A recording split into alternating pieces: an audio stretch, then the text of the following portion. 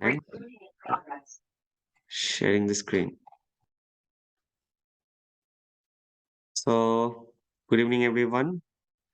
Today, whatever we will be learning. Okay, so if you could remember, we have touched pandas. So, we have got into an entry yesterday with Python as a data engineer tool. So, from the first 2 or 3 days, we have learned Python as a basics, just like what are the different data types are there, how Python can be used, what are the conditional logic, how we can incorporate this, and what are the different looping system over there. So those we have already covered. So yesterday we covered or we touched pandas. Okay, pandas is a module that I told you that is mainly used for data engineer. There are several modules are there, just like matplotlib. It's for plotting, graph plotting, and all. This is also been useful. Pandas is very much useful, or it's the known one. I think we all know this pandas and all. So just like if we install Python basics interpreter, then pandas we need to install it just like pip install pandas. So this kind of command we need to put it over there to install pandas. Otherwise, we can also do this installation from PyCharm user interface that I showed to you yesterday from the settings. We just need to import the particular package for pandas. Just right click, click on there, search for the package and try to install it. That is fine. So pandas is very much useful. Today on, data scientist and lots of positions, data analyst, of course, even data scientist and other persons, they're also using pandas. There are several other thing as well, just like TensorFlow. I think you have heard of that one. This is for machine learning and all. So those are different module for each of the purpose for the Python. But as of now, for this crash course, we have chosen pandas uh, to have the basic knowledge. Not basic knowledge actually, we'll be going to much more depth today with top of data frame, how we can convert the things or how we can manipulate the data. Okay, so whatever we have learned till yesterday, we have extract the source information and just we have converted into data frame on top of on by using pandas. Okay, so that's why we have imported pandas as PD. And at the last class or last minute, we have learned how to import an CSV file from my own system, and I can convert it to a data frame DF. That is called, I put the data frame in a variable that is called DF over here. So let me quickly print it once more. Print DF. Yes, so I am able to import the data from the CSV file to data frame. That's the thing which we have learned till yesterday. I think there is no doubt. If there is any doubt, please tell me. Otherwise, we can start from today onwards. What is the new topics and all? Okay. I hope there is no doubt. So today the first topic is indexing and slicing of the data frame. So you might have seen that when we are printing the data frame, by default, index part should be generated over here at the left side. Okay. There is no column name for the index, but this is a default one. It should be generated while creating the data frame. So now if anyone wants to remove that index, or maybe not removing exactly the index should be there. So if they want some column to be transferred as an index value, then what should be the process? Let me show you. So that is called indexing. So DF, we can have to use the methods. We just need to know all the methods. Set index. This is the method. If I want to move any column as index, we can put just like name. Okay. Name in should be caps. We know that should be throwing an error because Python is a case sensitive language. It's not like SQL. Yes, we can see name has been transferred from the here to here. So this is now working as a index. Okay. Similarly, we can add multiple columns as well.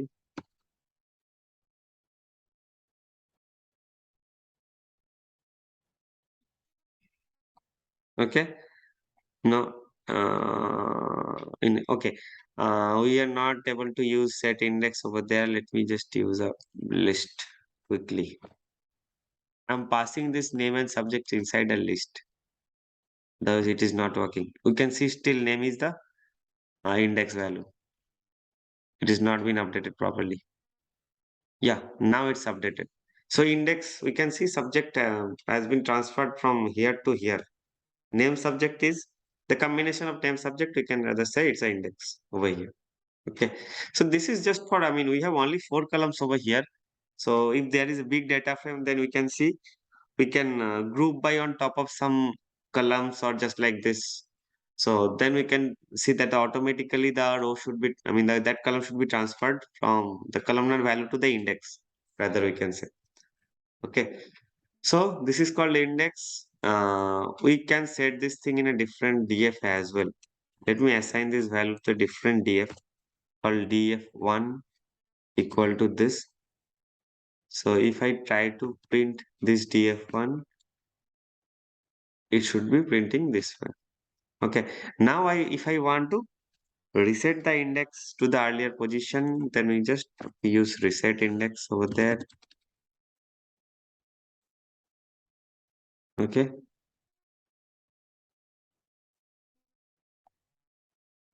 Yeah, the index has been okay. We need to drop the column as well. While we are resetting, drop equal true. We are resetting it properly, but yeah, now the index has been dropped as well. And we are the previous index are in place and we are having the new column. I mean, only the other columns has been left over here. Okay, so that is why set index and reset index works. So we can, if I mean, based on the requirement, we can update the index value from the by default to any other columns.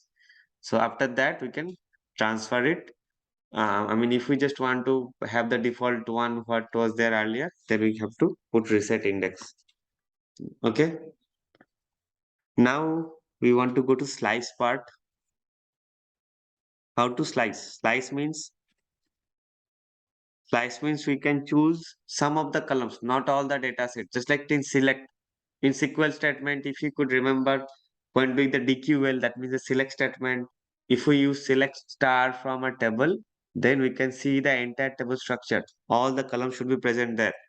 Rather, if we just use only select some columns, select column 1, comma column 2, comma column 3 from table, then it should be presenting only those columns.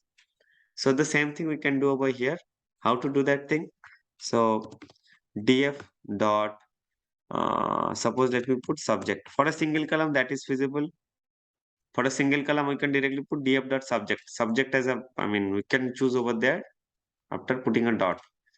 So that should be feasible, but this is not the ideal way. We can, I mean, for the multiple column, if we want to choose multiple column, that should be in this scenario.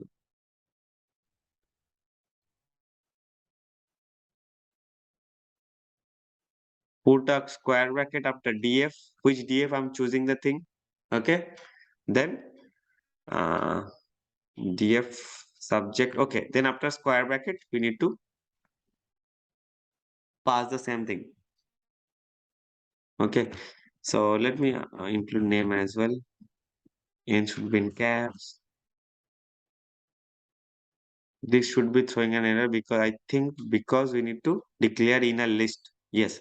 So square bracket is the conventional one. As we are using multiple fields, we need to declare the things in a list. Okay. List means another square bracket. Okay. Okay. Now it's fine. So make sure we have to do, we can do the thing and inside the tuple as well. So whatever we have learned how to create tuple and list. So now that is very much useful over here. So the concept of tuple and list, we have learned what is mutable, what is immutable. We just think of it properly. But list is, we can use list in any time. I mean, I mean, most of the developer or while developing the things, we have to choose list at the first priority. I mean, if the thing is mutable or it's we need a mutable one, then we only need to choose list. Otherwise, we can choose set or tuple, any other thing. Okay. So slicing part is understandable. Whatever columns you want to see, just print it over there. Now we are moving to filtering. Filtering means based on rows or records, we can filter the data frames. So what is the syntax for that? Let me check. Okay. First of all, we can do this kind of stuff for row limiting operation head. Okay. That should be returning us only top 5 values. Okay. If we just by default head should return top 5 values of the data frame. If we put 1, 2, 3, anything, it should be limiting those many rows. So it's also filtering, not filtering exactly. Here we can say this operation is a row limiter. Okay. So maybe we have a lots of data. It's maybe thousands or millions of records. We have transferred everything in a data frame. Now we want to check. Now I don't want to check the entire data frame. Rather, I just want to check a quick column or what are the data inside the column. What are the data type of the column? Just I want to check it.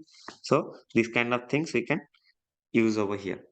The same thing we can use in the select statement as well in SQL. Maybe I did not show the thing to you. We can put in this way. My SQL thing is, my SQL I didn't open it, so we can just I'm writing it over here, but this is not the ideal one. So select star from table. I can put limit 10 or limit 2.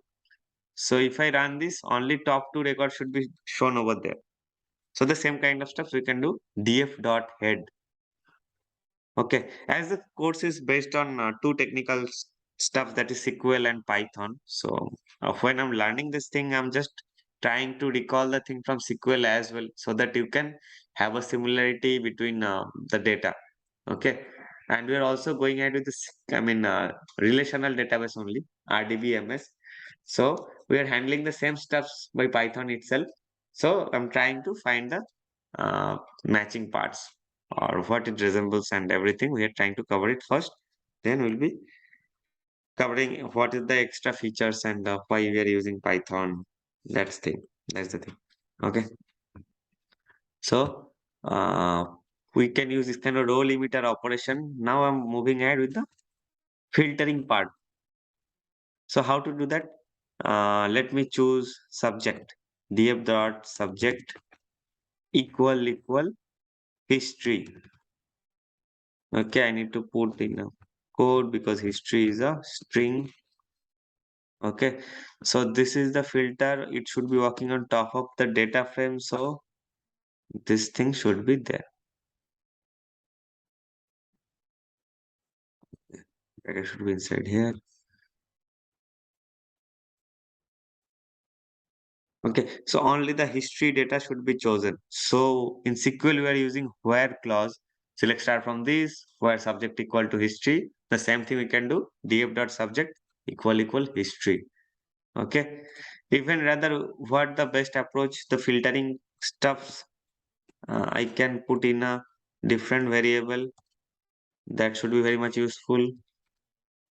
Suppose I'm putting a mask variable. Okay, and I'm passing mask over here. Okay, so the same thing should be there. Okay, now let me show you one thing. If I directly print these stuffs, the condition itself, the condition I'm putting over there, it's not working on top of a data frame. Okay, then I need to enclose it df square bracket within this. If I just try to print it, then we can see based on the condition, they will be creating logical true false operation. So we have the entire df data set with 11 records. So based on this condition, it's creating what are the true records, what are the false records. Okay, so top 5 records are true because those are containing subject as history, and the rest of the rows are false because those are not history, those are different subjects. So if I just try to convert the same thing within data frame, now only true value should be picked up and those rows should be visible. Okay, the false row should not be visible. So just if you have the pie chart handy with you, you can try this thing. Just try to print the condition only. Then it should be backend true and false with boolean. Now, if that should be working on top of data frame, then the data frame would only print the true values. What are the true indexes are there? They'll be printing these stuffs. Okay. So moving ahead with, okay, let me put some more thing over there. Mask. Okay, let me use this thing. So let me impose some more condition we can put and over there, just like in SQL condition. I think Niharika, that was a question from your side. So if we want to put multiple condition, what to put in SQL? So where subject equal to this and keyword should be there, and another condition we can place in the SQL statement. The same thing we can do, it's like in this and this kind of and over here, and there is or as well. This should be or. Okay. So I'm putting and over here and let me put some age. Age should be greater than 13 or just like this. Okay. Uh, let me inside this df dot age or greater than equal 13. 30 is is integer, so no need to put the quote. So I'm masking the entire stuffs as a filter condition now. If I just try to run it. Okay, so some rows are also eliminated. We have age 12s or any other kind of thing, but those have been eliminated. Those have been filtered out. Okay. Okay, what are the different things we can do? Okay, there is another operation that we can do. There is a separate method on top of data frame dot loc. So by this thing, we can choose, we can do slicing part, data frame slicing as well as database or data frame filtering. Slice means column limiter as well as row limiter. Both of the things we can do in a single way. So that should be df.loc. LOC. So first pass the mask, that means the row limiter. Then we can pass the column limit. Let's see the name, subject. I'm just inserting this inside the list and let me pass age as well. No need to pass the marks. Okay. So it's just like a lock LOC. Okay. So now you can see numbers has been eliminated. We are passing the column limiter as name, subject, age, as well as we have tried to filter it in this way. So the same thing is been easily done in SQL. We can just select some column names over there from table where the filtering criteria. The same thing we can do, but here we need to use this keyword. I mean this method dot .loc. Otherwise, it should not be possible. If I delete this, then it should be throwing an error that it's not able to. Yeah, this kind of error. Get lock.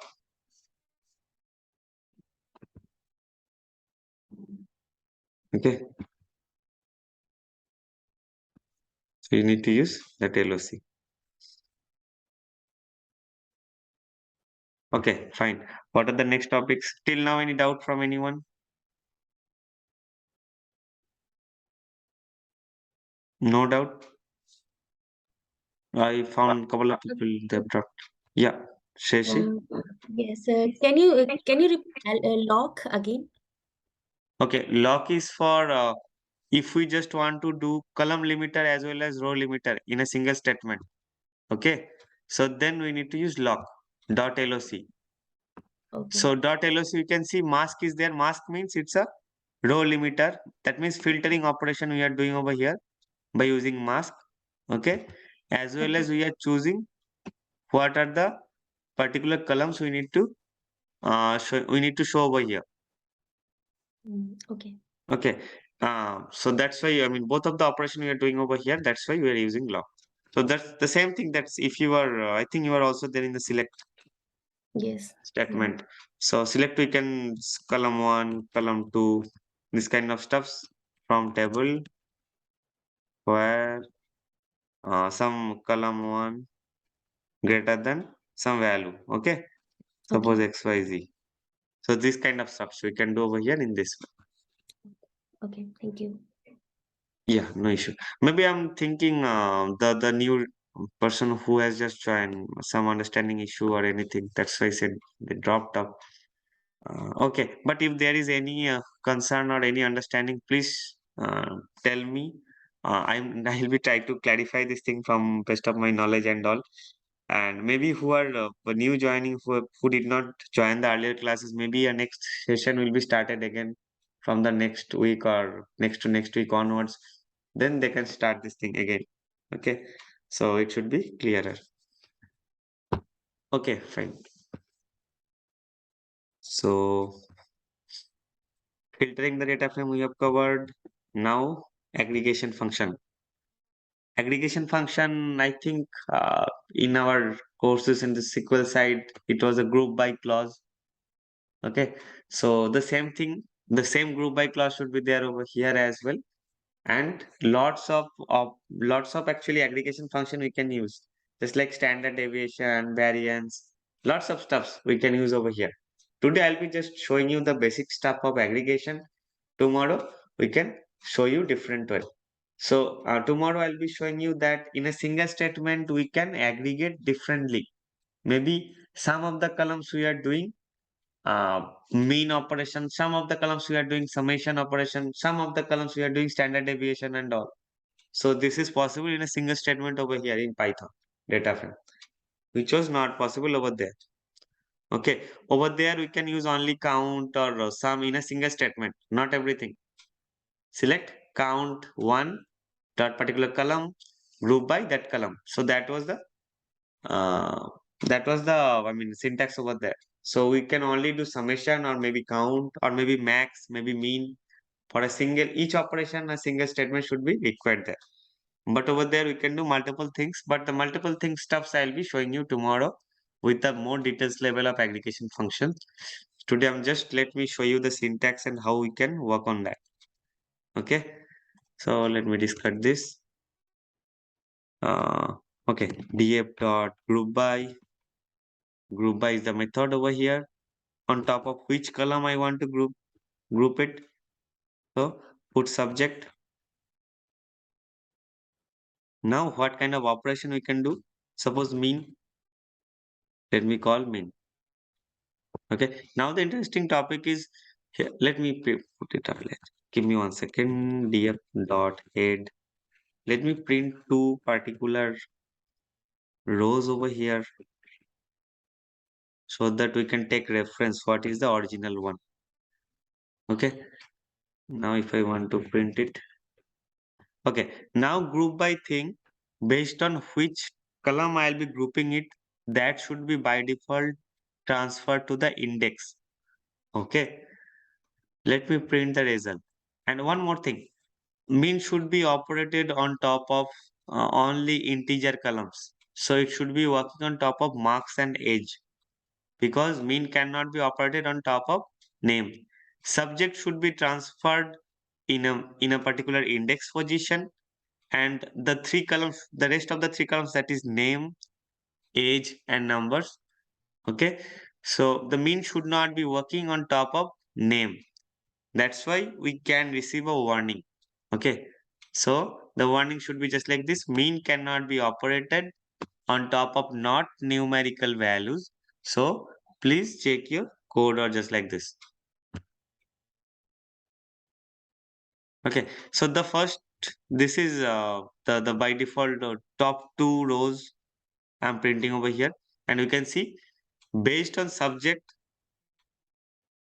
it's been grouped history and maths, and we can have a mean value of age. We can choose what are the historical, I mean, which particular student choose the history, and we can check their age, and we have just taken a mean value of those age. For the marks as well, we can see the same stuffs. Okay, So now we have received the warning. It should be a numerical value only. The mean should be working on top of a numerical value. So why we are using? We are not, I mean, let me choose marks over here. I mean, not marks, name. One issue we are doing, as we are using multiple column names over here, we need to declare the thing in a list. Otherwise, it should be throwing an error. So that is the usefulness of list. How much time it should be using. I mean, we'll be using this thing. Okay. Now the things are clearer. We are not receiving any warning. We also move name to the index part, or we are grouping it. Okay. Any concerns from anyone? I got get some noise. Okay, somebody joins, I think. Okay, fine. So those are the top two rows and the rest of the parts. This is a grouping things. So subject, on top of subject, I put subject first. So it's grouped on top of subject first, subject history and maths. Then each of over each of the thing, name Alex Arnav, and we can see the name. I mean, as the name is distinct in nature, I mean, the combination of subject and name is distinct in nature. That's why we cannot see in this kind of aggregation over here, but it's definitely it's grouping on top of subject and name. Okay, and you can see the marks as well in this one. Over here, mean is not working properly because it's already distinct in nature. 17,800, nothing to mean actually. Okay, rather we can see Alex is twice. So if we just do this thing on top of name, we can see some group by things over there.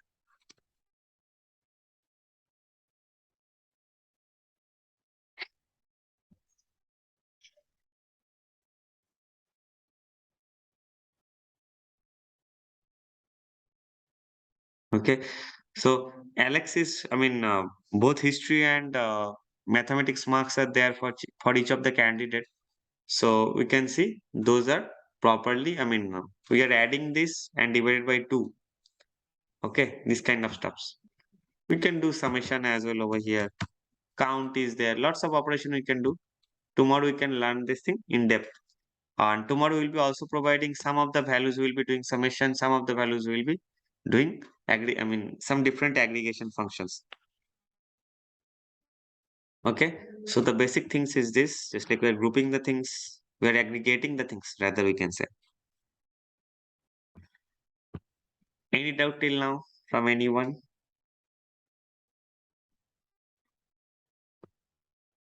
So this is an warning, the same warning that I told you.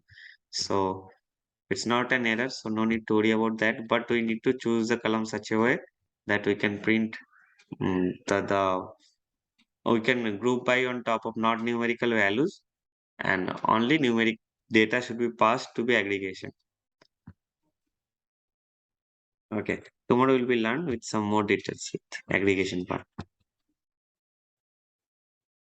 So what are the next topic? Sorting the database. Sorting the data frame.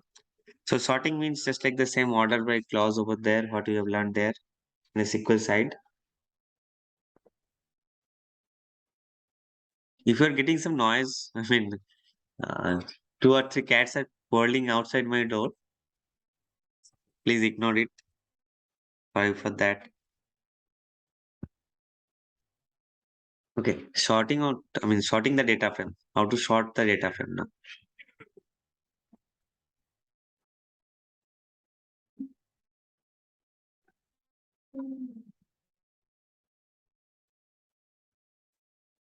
Okay, let me sort on top of age. How to do that? Okay, let me just sort on top of indexes as well. Repeat the index steps.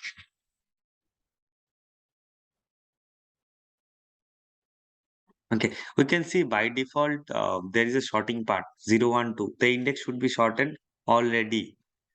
Okay, now I want to sort the thing, or we can put the same thing df dot sort indexes. It should be returning the same result because index is always ascending in nature.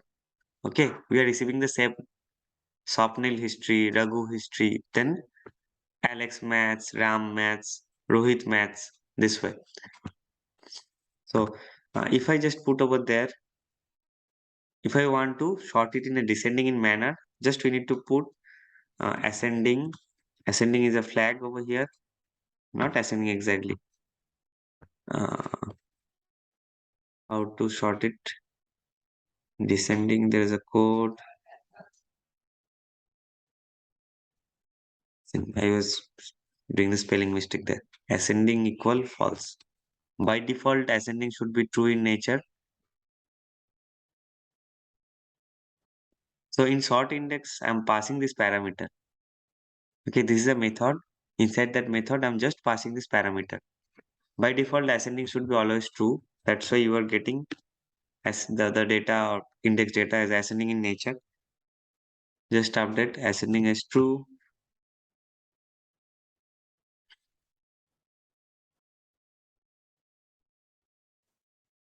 You can see the index has been ascending and descending in nature. Okay, the lowermost data has been put in uppermost way. Maths are pushing earlier than history. Okay, so we can do this thing on some values, column values rather, I can say, not index. So there we can use sort values. Okay, so we can use a particular maybe age, top of age. I can sort it. The same way you can put ascending or descending. Okay, over there we can see on top of page we have sorted. Okay, so we can see the index has been haphazardly mentioned over here because we have sorted the data. We can sort on top of multiple columns as well. Subject rather I can say marks over here as a numerical, so I can, okay, we are declaring two columns, so we have to declare it inside a list, otherwise it should be throwing an error. Let me show you the error. Yes, the error is there.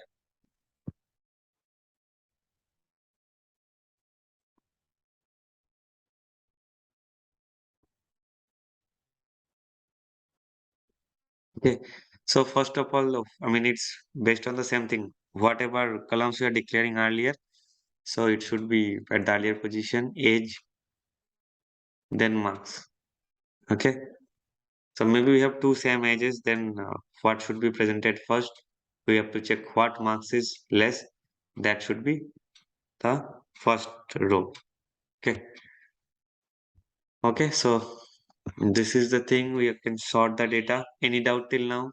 We are almost at the end of today's session.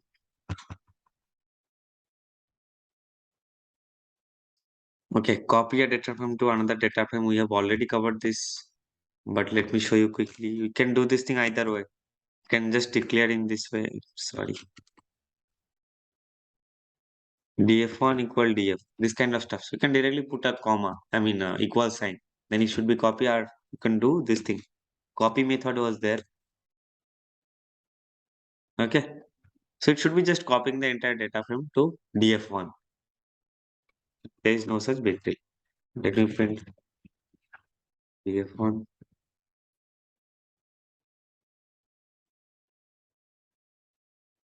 Okay, it's having the same value. I'm printing df1, not df. So it's having the same value. That's why we can copy the thing.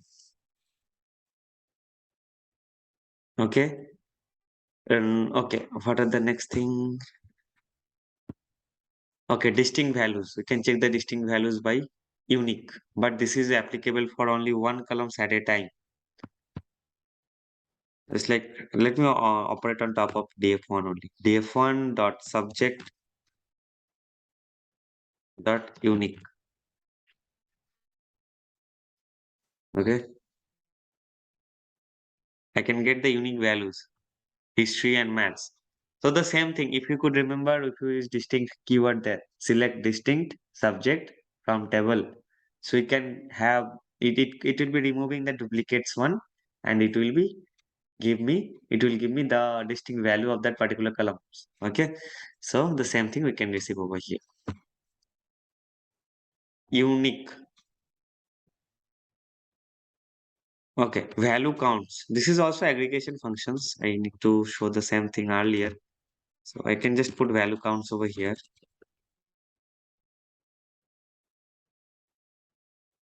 value underscore count, sorry. Value PLT.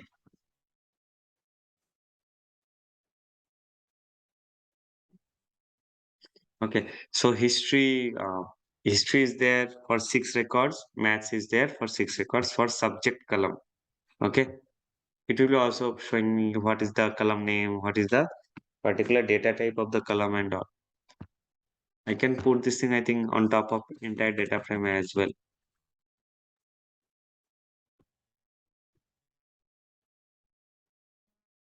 So it's simply grouping this thing on top of name. Alex is having 2 subject areas, mathematics and history, and each of the count should be always 1 because combination of this entire row is not duplicated in nature. If I push Alex history 17,800 in another row, then I can found this is a 2. This thing as a true. Okay. Just let me put name. Then that thing I think should be clear. Not sorry.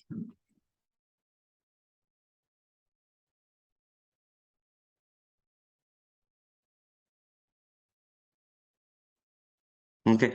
So this kind of students results has been kept in twice over there. Maybe for maths and history. Swapnil, Alex, Ranjit, Rohit, Raghu, Arnav. For Raghu, I mean, till Rohit, it's both of the students are mentioned in both of the subject areas. Okay.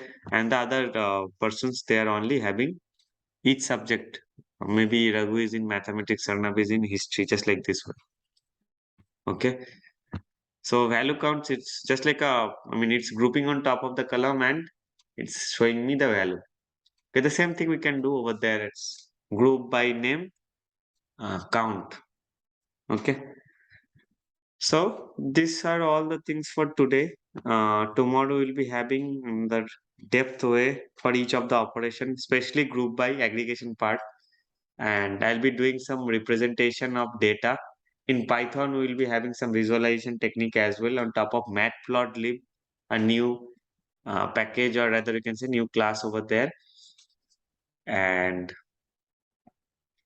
some display on top of pivot data frame. We can transfer or transpose the data frame and create a pivot table there. So this kind of stuffs we can learn tomorrow. And the day after tomorrow, maybe okay, it should be next week. We can also learn Python as a ETL tool, the rest of the ETL tool, because we can export the data from CSV or another database. And from another database, how to export the thing we can learn now, the day after tomorrow session. And after exporting the thing, we can do this kind of transformation in the data frame. Okay. Okay, tomorrow we'll be learning data frame joinings. Whatever joins we have done there in particular SQL part, left join, right join, the same kind of joins we can perform inside the data frame itself. It's very much interesting as well. So we'll be learning the same stuff tomorrow. And the day after tomorrow will be loading the data from external database. The same kind of transformation we can do over here, whatever we are doing in the data frame. Then we can push the data frame in an external database itself in a tabular format. Okay. So this is a work on as a ETL tool, we can say. Python language is being used as a ETL tool. So that thing we'll be learning the day after tomorrow, and most probably that should be the end session for Python. After that, couple of sessions should be there on top of cloud computing on very basics level and Git. And maybe if we have some time, we can also learn basics of some big data technology, just like Hadoop and all. Okay. So let's connect tomorrow, maybe the next week, Monday, with Sir, the I have a one question. yeah, sure. Tell Uh, me. if if you want to rename the data, rename, delete, and insert the data in Python, we can do it. Yeah. We can do this thing maybe in tomorrow session that is there. We can Oh, insert a data in the data frame itself. Whatever we are doing in the SQL, insert into table a new data. So the same thing we can do over here. okay. We can update the column. We want to introduce a new column over there. How to do that? So those kind of stuffs. Yeah, there is a topic in the next day. So you can Okay. insert the data, insert new column over there as well. So this kind of DML operation we can perform as well. Okay, thank you. Okay. Any other questions from anyone? Nothing. So you can enjoy your weekend and try to have some quick recap of the session. You can try to learn the thing. You can search more materials from the website. Try to understand things as well. Okay. Okay then. Thanks everyone. See you on Monday. Thank you very much. Bye bye.